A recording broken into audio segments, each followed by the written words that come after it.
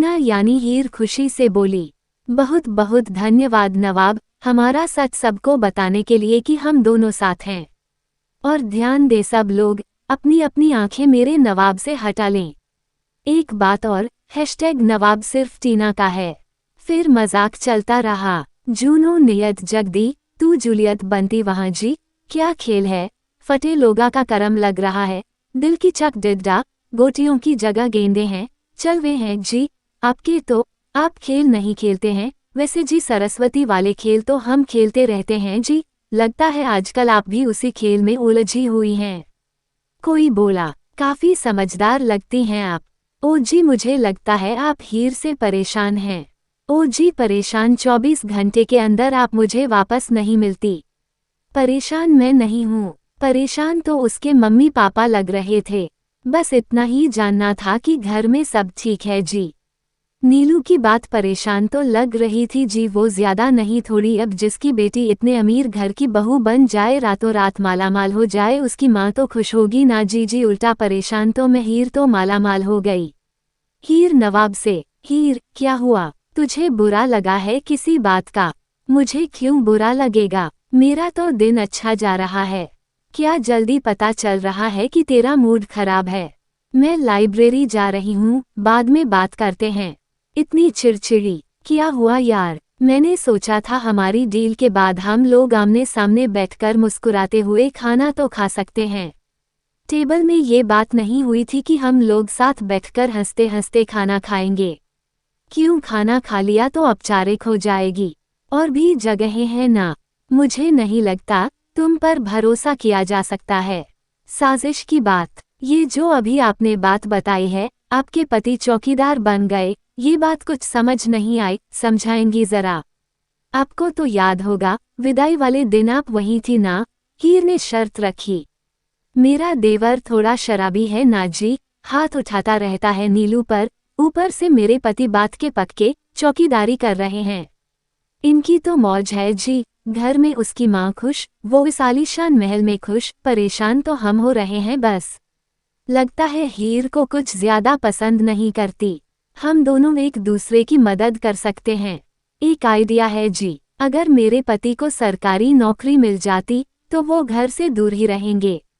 मेरा मतलब आपकी तो बड़ी जान पहचान है जी, आपको तो बाएं हाथ का खेल है।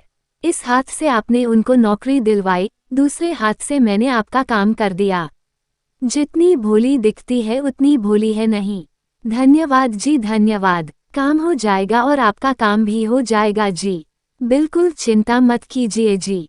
फिर जलन, बेबी तुमने नोटिस किया कुछ लोगों की भूख हवाइयाँ उड़ गई हैं जब से उन्हें पता चला है कि हम दोनों साथ हैं।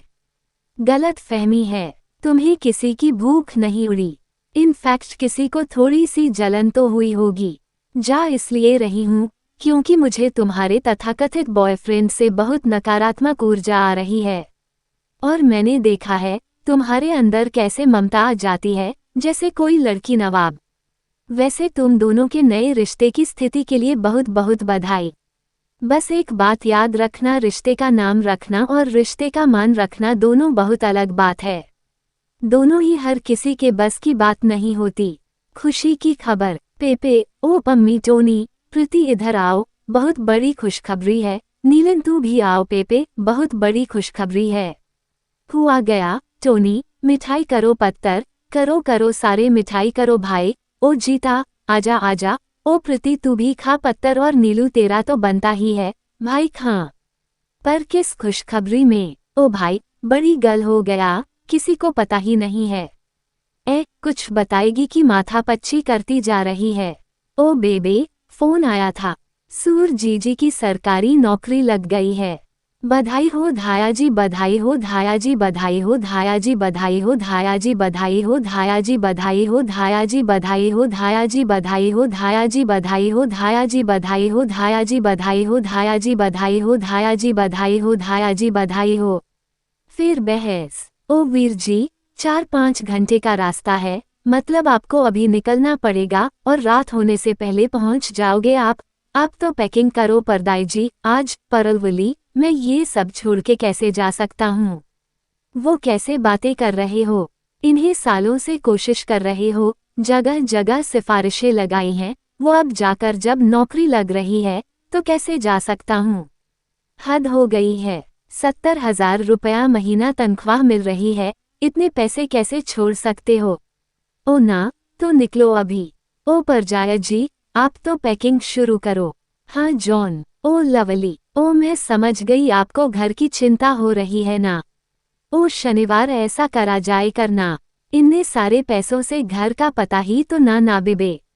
हाँ, नहीं, भाई जी, मेरा कहने का मतलब। तो क्या मतलब था, तू क्यों जाती है, मेरे पति तुम्हारे चौकीदार बनके रहे, सारी उम्मीद चौकीदारी करते हैं फिर तुम्हारे, क्यों नीलू। नहीं, नहीं, प्रीति का वो मतलब नहीं था, पर जाए जी। तुम्हारे, ओहो, बेबे मैं तो भूल गई, बड़ी खुशखबरी आई है, मिठाइयों को उठा के जुला के थोड़ी मुट्ठी आई, मिठाई बांट के आओ है, आप पैकिंग शुरू करो है, अनलू, तुम बढ़िया से सबके लिए चाय बना के ले आओ, तब तक। हाँ, सब जीजी नौकरी पर जाने की तैयारी कर रहे हैं। हाँ जी, हाँ जी, अब बस आपको मेरे काम का ध्यान रखना है। हाँ जी, बिल्कुल जी। फिर से कह रही हूँ, आप कहेंगे। धन्यवाद बहुत बहुत मेरे पति की नौकरी दिलवाने के लिए। कुछ तो गड़बड़ है, हीर को बताना पड़ेगा। हर बार लगता है नवाब ने जो बुरा करना था कर दिया, पर फिर वो और ज्यादा बुरा करता है और लगता है इससे पहले तो ट्रेलर था, बुराई की फिल्म तो अभी बाकी है।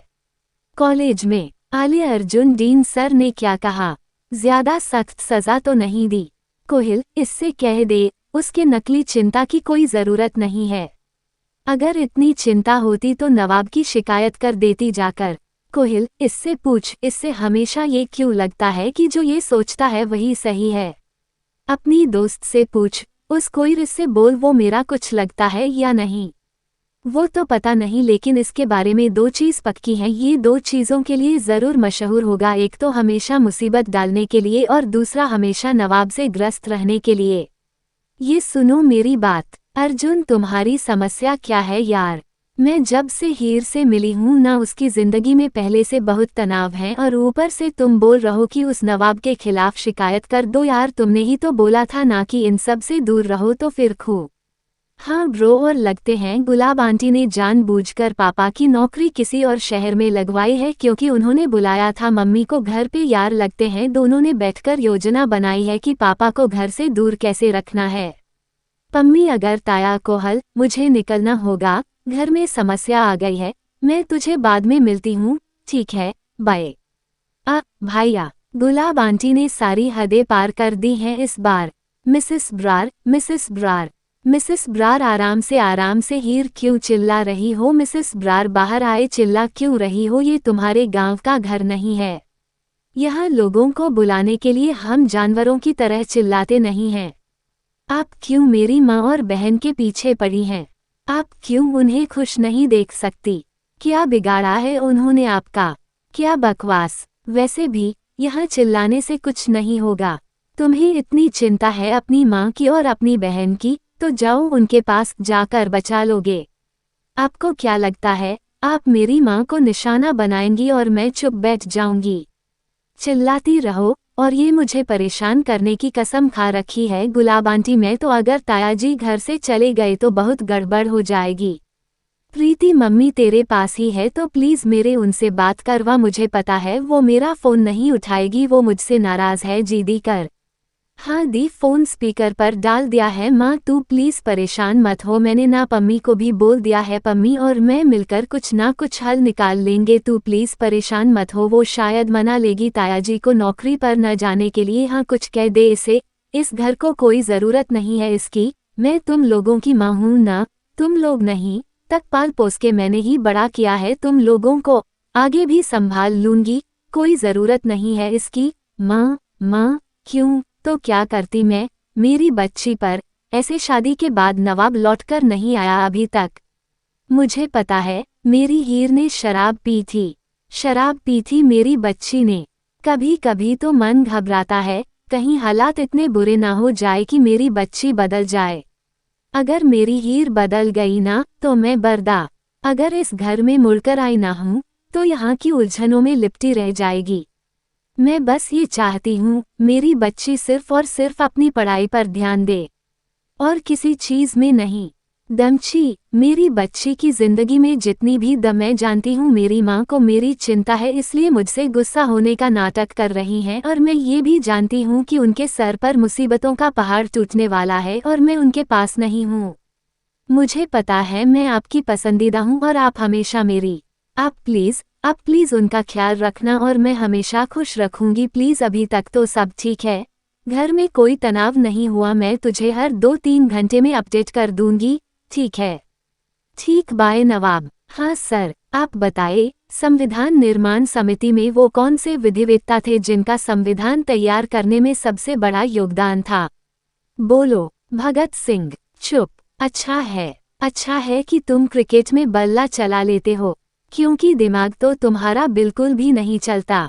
नंबर 1 मूर्ख। तुम। हाँ तुम। सवाल का जवाब दो। ध्यान कहाँ था तुम्हारा? अरे वही सवाल जो मैंने पूछा उस, और ये हैं इस बैच के मूर्ख। नंबर 2 चुप। मूर्ख नंबर 1 प्लीज यहाँ आए शो सर, और आप भी मूर्ख नंबर 2 आए। मूर्ख नंबर 1 और 2 तुम दोनों मिलकर प्रोजेक्ट करोगे भारत के संविधान पर, इसके साथ क्यों कोई समस्या है? और हाँ, अगर एक भी गलती हुई ना, मेरा एक भी व्याख्यान तुम दोनों उपस्थित नहीं कर पाओगे।